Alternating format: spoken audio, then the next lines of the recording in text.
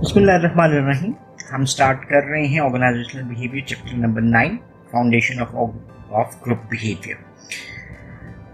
Basically इस chapter में हम बात करेंगे कि ग्रुप क्या होता है और ग्रुप के डिफरेंट बिहेवियर्स जो हैं वो किस तरह से कंट्रीब्यूट करते हैं ऑर्गेनाइजेशनल इफेक्टिवनेस में। सो लेट्स स्टार्ट द चैप्टर और बात करते हैं कुछ डिफरेंट कॉन्सेप्ट जिसके ऊपर हम बात करेंगे। हम ग्रुप को डिफाइन करेंगे, फिर हम डिफरेंशिएट करेंगे different types of the groups, फिर इसकी जो डेवलपमेंट स्टेजेस हैं वो 5 स्टेजेस कहलाती हैं, उसके ऊपर बात करेंगे और कुछ रिक्वायरमेंट्स जो हैं उसके ऊपर भी बात की जाएगी कि डिफरेंट सॉल्यूशंस हमारे पास क्या होते हैं रोल रिक्वायरमेंट्स के हवाले से, नॉर्म्स एंड स्टेटस की जो इन्वॉल्वमेंट है ग्रुप में वो क्या है, ग्रुप का साइज कैसे इफेक्ट करता है, etcetera. So let's start by defining and classifying group. Definition के ऊपर सबसे पहले बात करते हैं जी, how do we define a group. Group को जनरली अगर हम बात करते हैं तो ग्रुप कहते हैं हम 2 या 2 से ज्यादा लोग जब इकट्ठे काम कर रहे होते हैं। The bookish definition states that 2 or more people or more individuals interacting and interdependent who have come together to achieve particular objectives. So more or less similar definition है। आपके पास आ गई कि 1 से ज्यादा लोग होने चाहिए, यानी 2, कम से कम 2 और ग्रेटर देन 2 इंडिविजुअल्स। अब कुछ कंडीशंस आपको यहाँ पर लगती हुई नजर आ रही हैं जो आपस में इंटरेक्ट भी करेंगे और जो इंटरडिपेंडेंट भी होंगे। यानी यहाँ पे हमारे पास क्या चीज आ गई कि they will be involve in certain activities, ठीक है, वो इंटरेक्ट करेंगे, एक दूसरे से बातचीत कर रहे होंगे। इंटरडिपेंडेंट से मुराद ये है कि कुछ एक्टिविटीज के लिए एक इंडिविजुअल दूसरे पे डिपेंड कर रहा है या दूसरा पहले पे डिपेंड कर रहा है। इनका मकसद क्या है, who have come together to achieve a particular objective, ये कुछ ना कुछ गोल जो है उसको अचीव करने के लिए आपस में मिलके काम कर रहे होते हैं। सो ऑर्गेनाइजेशनल कॉन्टेक्स्ट में भी डेफिनेशन इसी को सपोर्ट करती है कि ग्रुप में लोग जो हैं वो टुगेदर काम करते हुए दिखाए जाते हैं in order to achieve a particular common objective. अब ग्रुप्स की अगर हम क्लासिफिकेशन की बात करें तो हमारे पास 2 क्लासिफिकेशन आती हैं, पहली फॉर्मल ग्रुप्स और दूसरी इनफॉर्मल ग्रुप्स। तो ऑर्गेनाइजेशन में 2 हमें ये नजर आता है कि दोनों किस्म के ग्रुप्स काम कर रहे होते हैं, लेकिन हमारी कंसंट्रेशन फिर ज्यादातर फॉर्मल ग्रुप्स की तरफ होगी जो कि ऑर्गेनाइजेशन अपनी मर्जी से बनाती है। सबसे पहले देख लेते हैं कि what is the difference between these 2 groups. Formal groups क्या होते हैं और इनफॉर्मल ग्रुप्स क्या होते हैं। Formal groups are defined by the organization structure with designated work assignments establishing tasks. ये तो एक बुकिश डेफिनेशन होगी, यानी ऑर्गेनाइजेशन के स्ट्रक्चर में आपको मिलते हैं। ये हमने क्या बना दिया जी, चलें जी एक ऑर्गेनाइजेशन का स्ट्रक्चर बना दिया। ये HR डिपार्टमेंट है और ये फिर HR के 3 आपके ऑफिसर आ गए और इन 3 अफसर के अंडर्स जो भी आते हैं, ये हमारे पास एक ग्रुप बन गया जी। ये कौन सा ग्रुप है जी, people working in HR department. इसी तरह से यहाँ पर भी बात कर लेते हैं कि ये मार्केटिंग का डिपार्टमेंट है एंड फर्दर इसके जितने भी लोग काम करते हुए आपको दिखाई दे रहे हैं एटसेट्रा। सो ये क्या हुआ जी, defined by the organizational structure. तो ऑर्गेनाइजेशनल स्ट्रक्चर ने एक ग्रुप को डिफाइन किया, वो HR के लोगों का ग्रुप है, कुछ सेल्स का ग्रुप है, ठीक है जी, विद डेजिग्नेटेड वर्क असाइनमेंट्स। अब देखिए जी, फॉर इंस्टेंस ये HR के लोग हैं तो इनको HR से रिलेटेड रिक्रूटमेंट का, सिलेक्शन का, ट्रेनिंग का, डेवलपमेंट का, ये डिफरेंट जो टास्क हैं वो असाइन किए गए। सो अगर हम इसको कंक्लूड करना चाहें तो फॉर्मल ग्रुप्स वो ग्रुप्स हैं जो ऑर्गेनाइजेशन अपनी मर्जी से क्रिएट करती है ताकि उनसे अपनी मर्जी का काम लिया जा सके। दूसरी डेफिनेशन जो हमारे पास है वो है informal groups. These are called as alliances that are neither formally structured nor organisationally determined. ये 2 चीजें हमें यहाँ पर क्लियर होती हुई दिखाई दे रही हैं कि ये नॉट फॉर्मली स्ट्रक्चर्ड, यानी ऑर्गेनाइजेशन इसको नहीं बना रही होती। दूसरी चीज नॉर ऑर्गेनाइजेशनली डिटरमाइंड, यानी इनमें आपको एक चीज नजर आई कि ऑर्गेनाइजेशन नहीं बनाएगी और दूसरी चीज ये नजर आई कि इसमें कोई आपको स्ट्रक्चर नजर नहीं आता। जैसे अगर HR वाला ग्रुप हम लेते हैं तो इसको स्ट्रक्चर क्या नजर आ रहा है, this person is heading this group और देन ये 3 उसके सबऑर्डिनेट्स हैं और देन इन तीनों के आगे से ये सबऑर्डिनेट्स हैं। तो हमने एक हियरार्किकल स्ट्रक्चर बना दिया विद इन द ग्रुप के वो परफॉर्म कर सकते हैं। सो फॉर्मल ग्रुप्स में स्ट्रक्चर होता है, एस्टैब्लिश्ड बाय द ऑर्गेनाइजेशन होता है और एक कॉमन टास्क को अचीव करने के लिए वो काम कर रहे होते हैं। लेकिन इनफॉर्मल ग्रुप्स अलायंसेस कहलाते हैं जो कि ऑर्गेनाइजेशन नहीं बना रही होती और ना ही उनमें कोई स्ट्रक्चर होता है। अब फिर ये कैसे बनते हैं जी? appear naturally in response to the need for social contact। तो ये खुद ब खुद नेचुरली फॉर्म होते हुए नजर आते हैं अपनी जरूरियात को पूरा करने के लिए। वो जरूरियात क्या है? जैसे for instance I am a smoker और मैं स्मोक करता हूँ, तो मुझे जो in between office hours smoking के लिए बाहर जाना पड़ता है, तो चलें जी फॉर इंस्टेंस एक कॉरिडोर होगी या एक बालकनी होगी, तो मैं भी वहां पर जाके खड़े होकर सिगरेट पीता हूँ। एक और आता है, 2-3 और लोग भी आते हैं, तो हम इकट्ठे टाइम रख लेते हैं कि चलो यार 10:15 पे आ जाया करना, इकट्ठे सिगरेट पिया करेंगे।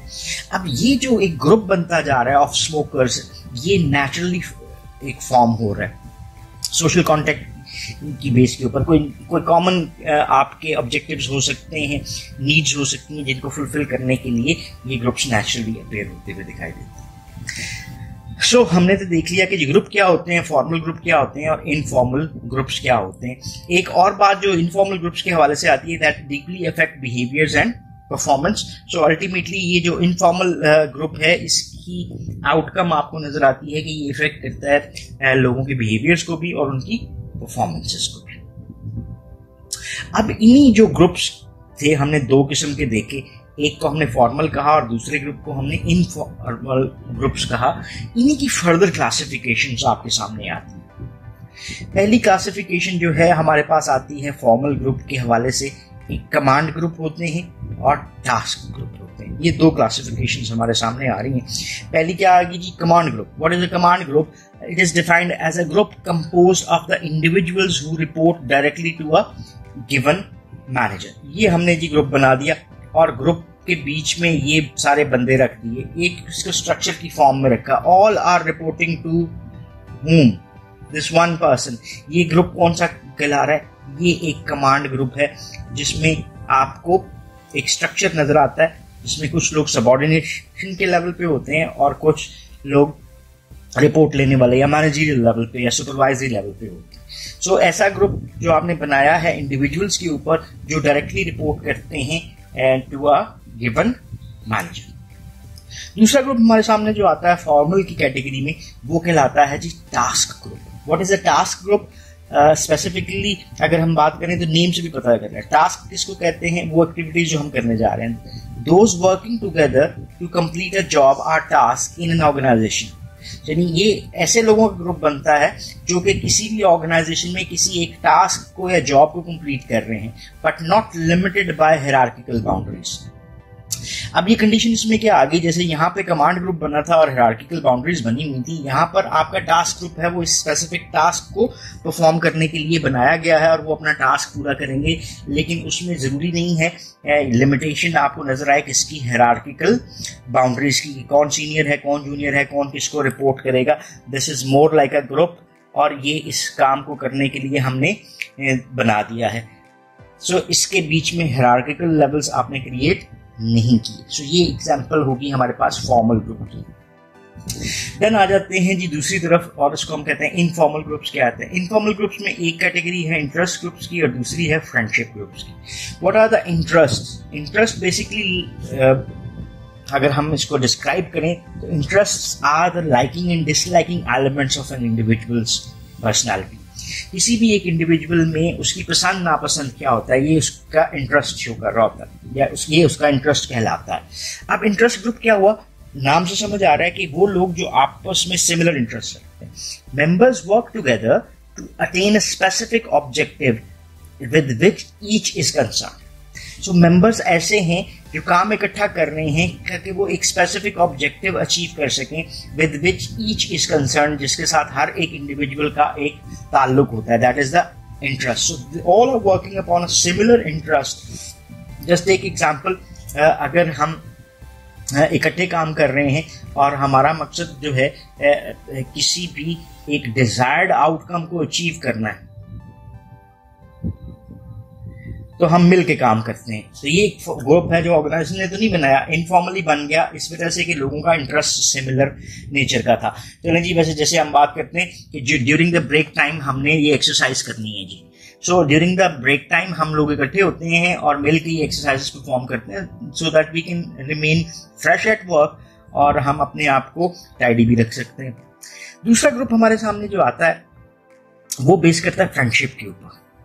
अब फ्रेंडशिप और इंटरेस्ट भी आपस में मिलते हैं। फ्रेंडशिप किधर से बनती है? जो लोग आपस में सिमिलर इंटरेस्ट रखते हैं वो they might be more likely कि वो क्या बन जाए, फ्रेंड्स बन जाए। Those brought together because they share one और मोर कॉमन कैरेक्टरिस्टिक्स।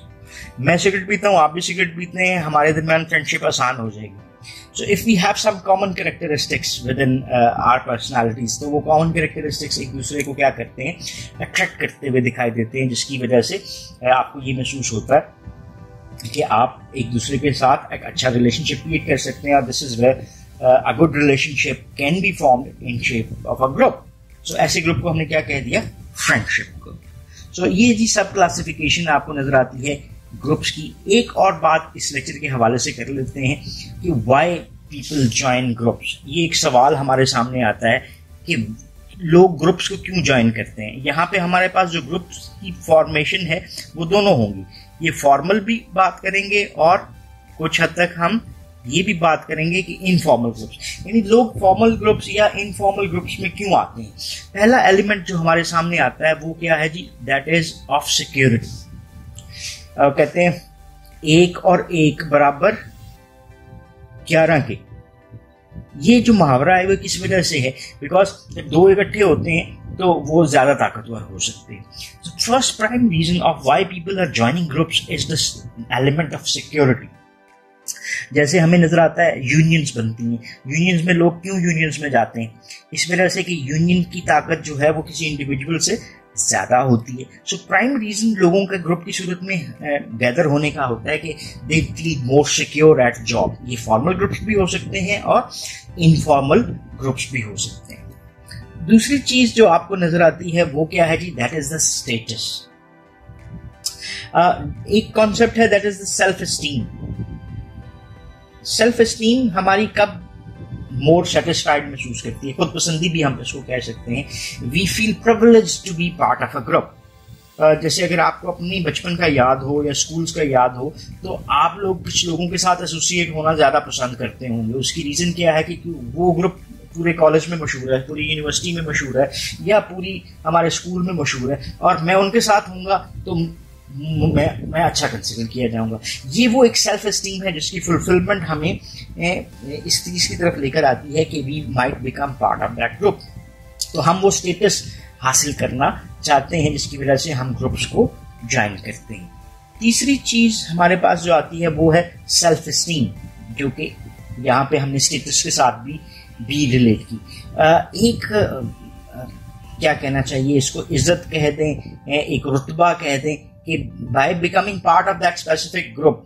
जैसे फॉर इंस्टेंस एक आर्मी प्रोफेशनल जो है उसकी एक अच्छी खासी रिस्पेक्ट होती है, but within the army अगर if you become part of a group that is called as SSG, special services group, तो उन लोगों को एक रश्क की निगाह से देखा जाता है। तो जब आप अपनी वो सेल्फ एस्टीम, अपनी खुद पसंदी और उसको सेटिस्फेक्शन देना चाह रहे होते हैं तो भी आप जो है वो ग्रुप्स को ज्वाइन करना चाहते हैं, so that you might be identified with that specific name of the group. Fourth thing जो हमें समझ आती है वो क्या है जी, दैट इज एफिलिएशन। एफिलिएशन किसको कहते हैं जी, हमारा ताल्लुक होना किसी भी चीज के साथ। अब जस्ट टेक एन एग्जांपल कि आप अपने आप को किसी भी ग्रुप का हिस्सा बनाते हैं because you are more affiliated with it. ये चीजें इंटरेस्ट से भी रिलेट कर सकती हैं या आपके प्रीवियस रिलेशन से भी रिलेट कर सकती हैं या आपके अबाव अजदाद से भी इवन रिलेट कर सकती हैं कि you want to get affiliated with that group because of this previous affiliation that you had.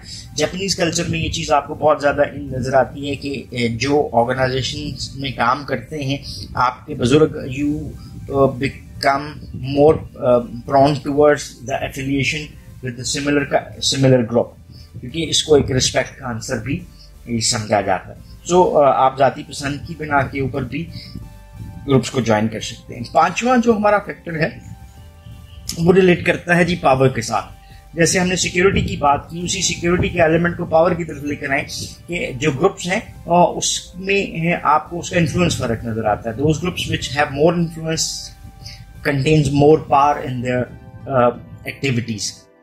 So at time हम उस पावर को पावर कहते किसको है? Ability of an individual to influence the activities of others. तो groups जब आप join करते हैं तो उन ग्रुप्स की वजह से आपको सर्टेन बेनिफिट्स मिल सकते हैं, तो उस पावर को एंजॉय करने के लिए आप ग्रुप का पार्ट बन सकते हैं।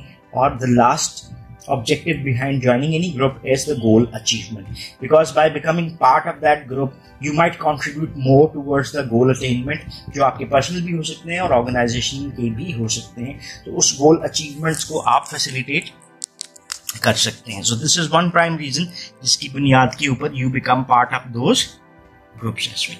सो इस लेक्चर को यहाँ तक रखते हैं और इंशाल्लाह अगले लेक्चर में इससे थोड़ा सा आगे बात करेंगे। If you still have any question और queries you can ask in the comment section and we would definitely love to answer those. Thank you very much for watching this video.